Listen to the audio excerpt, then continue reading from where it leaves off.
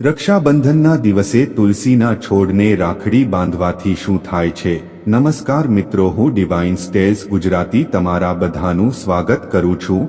રક્ષાબંધનનો શુભ મુહૂર્ત રાખડી બાંધવાનો ક્યારે છે? રાખડી કયા સમય પર ન બાંધવી જોઈએ? કયા કયા કાર્ય તે દિવસે આપણે જરૂર કરવા જોઈએ? પિયરમાં ભાઈને રાખડી બાંધવા જવું છે તો શું ભદ્રમાં પાછા આવી શકાય છે કે નહીં? અને કઈ તે ધ્યાન રાખવા જેવી જરૂરી વાતો છે જેમને નણંદ અને ભાભીઓને ભાઈઓને પણ ખાસ ધ્યાનમાં રાખવાની છે। આજે આ વિડીયોમાં આપણે આપણી બહેનો અને ભાઈઓ વિશે ઘણી મહત્વની વાતો જાણીશું, તો વિડીયોના અંત સુધી ચોક્કસ જોડાયા રહો મિત્રો।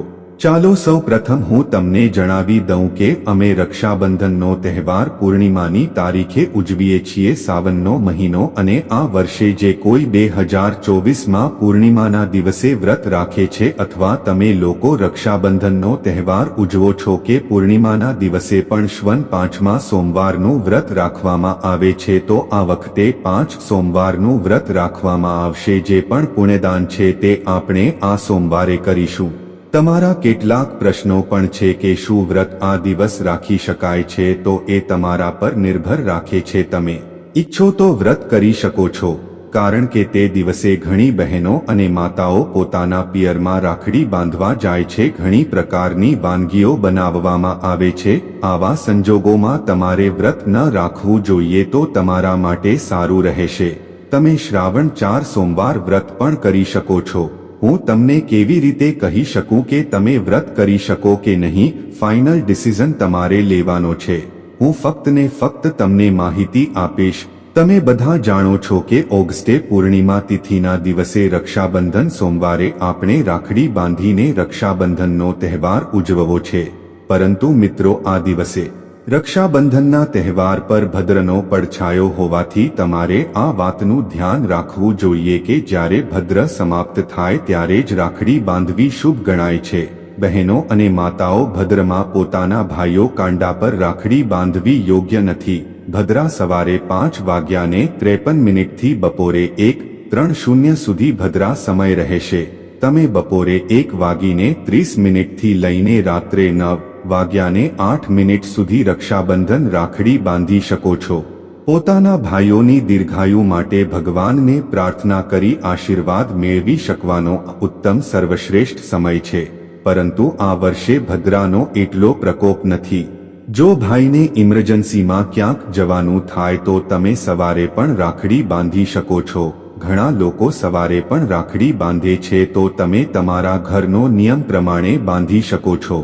પરંતુ રાખડી હંમેશા શુભ સમય બાંધવી જોઈએ, કારણ કે ભદ્રમાં કોઈ શુભ કામ કરવામાં આવે તો તેનું પરિણામ મળતું નથી। મિત્રો, કેટલીક માતાઓ બહેનો રક્ષાબંધનના દિવસે ઉપવાસ રાખે છે। જ્યાં સુધી તેમના ભાઈના કાંડા પર રાખડી ન બને ત્યાં સુધી ઉપવાસ રાખે છે। આ ઉપવાસ તમે તમારા શરીર અનુસાર કરી શકો છો। જો તમને વધુ નબળાઈ, ચક્કર આવે તો તમે કંઈક ફળફળાદી ખાઈ શકો છો, તેમાં કોઈ દોષ નથી લાગતો અને રક્ષાબંધનનું પુનફળ પણ મળે છે। મિત્રો, ભદ્રાનો પણ સમય બતાવ્યો અને શુભ મુહૂર્તનો પણ સમય તમને જણાવ્યો। હવે જાણીશું રાખડી બાંધી વખતે આ બાબતો ચોક્કસ ધ્યાનમાં રાખવી જોઈએ। આમ તો આ ચેનલ પર ઓલ્ડ વિડીયો વર્ષ પહેલા પડેલા છે કે નાના બાળકોને, ભાઈઓને રાખડી કઈ રીતે બાંધવી જોઈએ। જો તમે ઈચ્છો તો તે જૂના વિડીયો પણ જોઈ શકો છો અથવા આ જ વિડીયો પણ બન્યા રહો। સંપૂર્ણ માહિતી મળશે અને તમને રક્ષાબંધનનું ફળ પણ ચોક્કસ મળશે। સૌથી પહેલો નિયમ, રાખડી બાંધતા પહેલા રક્ષાબંધનની થાળીને સજાવો। અક્ષત, રોલી, ચંદન, ફૂલ આદિ, કુમકુમ વગેરે સોપારી મૂકવી। ત્યાર પછી આપણી કુળદેવી કુળદેવતાઓની પૂજા કરવી। જો કે આપણે સવારે રોજ કરીએ જ છીએ। આ સજાયેલી થાળીને તમારા ઇષ્ટ દેવી દેવતા સામે મૂકો। ત્યારબાદ ભાઈને કોઈ પણ આસન પણ બેસાડો। યાદ રાખો, રાખડી બાંધતી વખતે ભાઈના માથા પર એક રૂમાલ અવશ્ય મૂકવો જોઈએ અને બહેનોએ પણ તેમનું માથું ખુલ્લું ન રાખવું જોઈએ। સાડીનું પલ્લું અથવા ઓઢણીથી માથું ઢાંકવું જોઈએ। આ પછી ભાઈના તિલક કરો અને રક્ષાસૂત્ર બાંધો। ત્યારબાદ ભાઈને મીઠાઈ ખવડાવો। ભાઈ તેની ઈચ્છા શક્તિ હતી, તમને જે પણ પેટ આપે તે રાજી ખુશી થઈને સ્વીકારો। નંબર 2.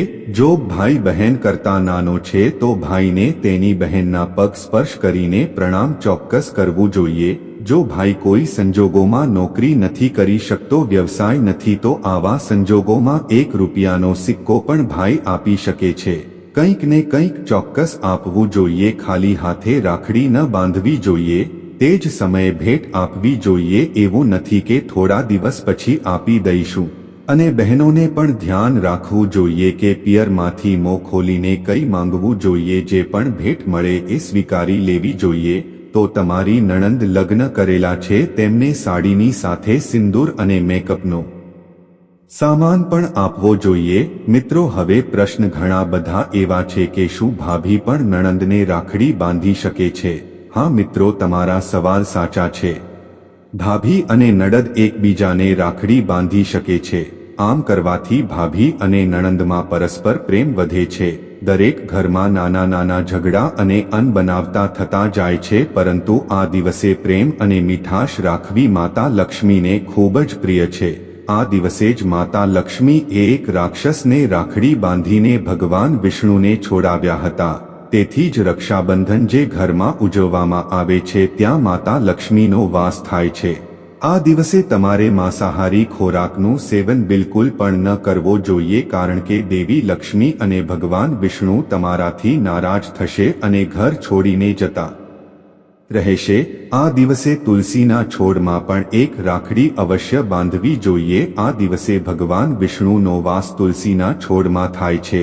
ત્યાંથી જ બહેનો અને માતાઓએ ખાસ ધ્યાન રાખવું જોઈએ કે સાંજે દીવો કર્યા પછી તુલસીના છોડને એક રાખડી ચોક્કસ બાંધજો, જેથી કરીને તમારા ઘરમાં લક્ષ્મીનો વાસ કાયમ માટે રહે. મિત્રો, માહિતી પસંદ આવી હોય તો વિડીયોને લાઇક, ચેનલને સબસ્ક્રાઇબ કરીને બેલ આઇકન પર પ્રેસ કરજો અને કમેન્ટ બોક્સમાં જય માં લક્ષ્મી. મળીશું એક નવી માહિતી સાથે. ત્યાં સુધી રજા આપશો. તમારો ખૂબ ખૂબ આભાર.